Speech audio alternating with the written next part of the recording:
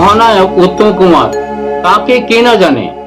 আপনারা সবাই জানেন তার স্টাইল, তার স্টারডম। আপনারা সবাই শুনেছেন, পড়েছেন ও দেখেছেন টিভিতে, খবর কাগজে, পত্রপত্রিকা, ইউটিউব, ফেসবুকে ইত্যাদি সর্বত্র এত গভীর বিস্তৃত আলোচনা হয়েছে কি তার সম্পর্কে নতুন করে কিছু আলোচনা করা যায় না। তবে মহানায়কের অনেক কিছু গল্প আছে, তার থেকেই কিছু গল্প আমি নিয়ে জীবন বাংলা চ্যানেলে হাজির হয়েছি। এটাই হবে মহানায়ক উত্তম কুমারের প্রতি আমাদের চ্যানেলে শ্রদ্ধাঞ্জলি। তাহলে চলুন শুরু করা যায়। বন্ধুরা সবাইকে নমস্কার, আমি জীবন চক্রবর্তী আর আপনারা দেখছেন জীবন বাংলা চ্যানেল।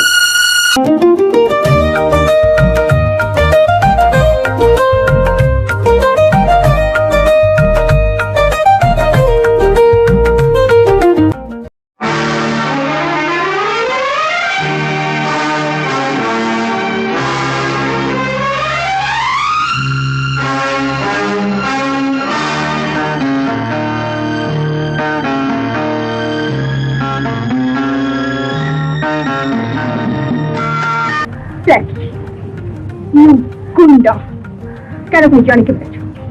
Why?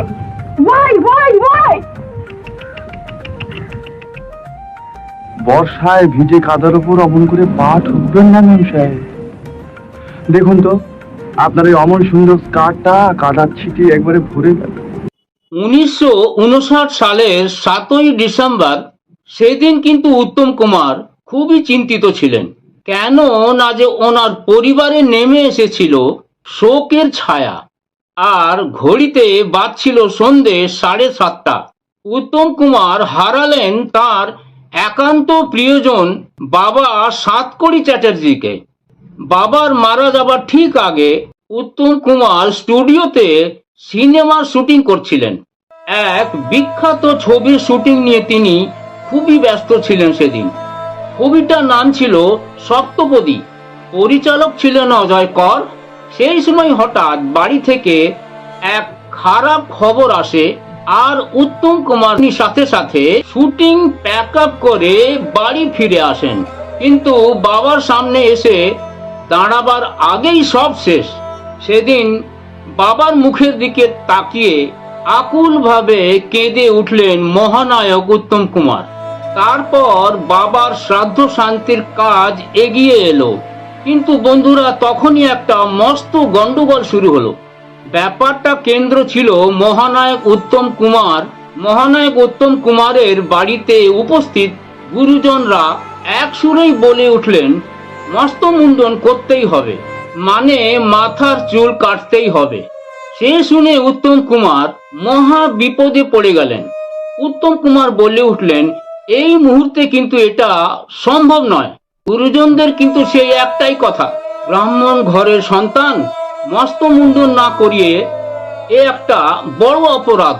তখন উত্তম কুমার সবাইকে বুঝিয়ে বললেন উনি যদি চুল কাটান তো অনেক প্রডিউসারদের একটা অনেক বড় লস হয়ে যাবে। এই মুহূর্তে সর্বনাশ কার হবে জানেন?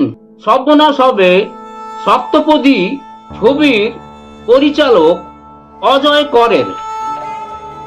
এত গানের বই, তুমি গান কেন তুমি গাইতে পারো, আমি পারি না? গানের আছেটা কি? সারে গামা পাধা, হে মা, এ তো সারেগামা। এইটাকেই ঘুরিয়ে ফিরিয়ে নিলে গান হয়।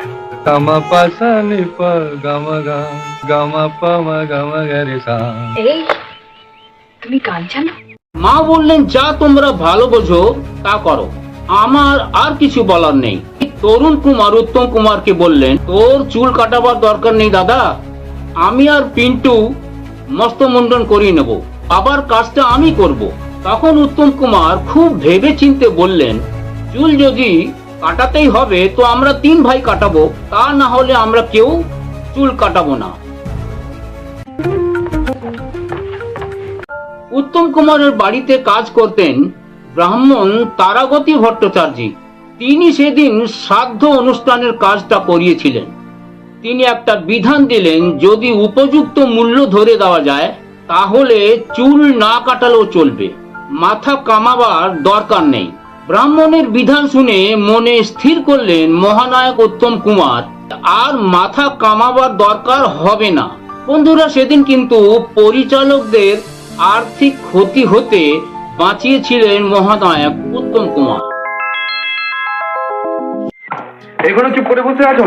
হ্যাঁ, ওদিন না বলেছি তুমি খেয়ে নেবে, আমার জন্য বসে থাকবে না।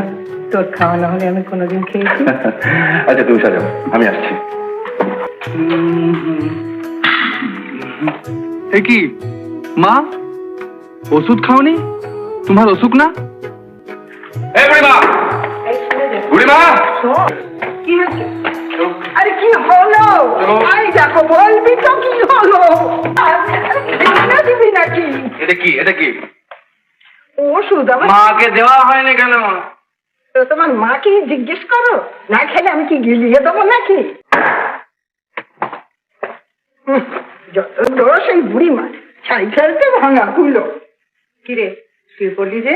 উত্তম কুমারের বাংলার সিনেমায় যে রোমান্টিক ইমেজটি তৈরি হয়েছিল, সেই ইমেজকে তিনি দায়িত্বর সাথে রক্ষা করেছিলেন। পোশাক দেখে বুঝতে পারছিস না? নতুন ধারক আসবার কথা ছিল, ওই হবে বোধ হয়।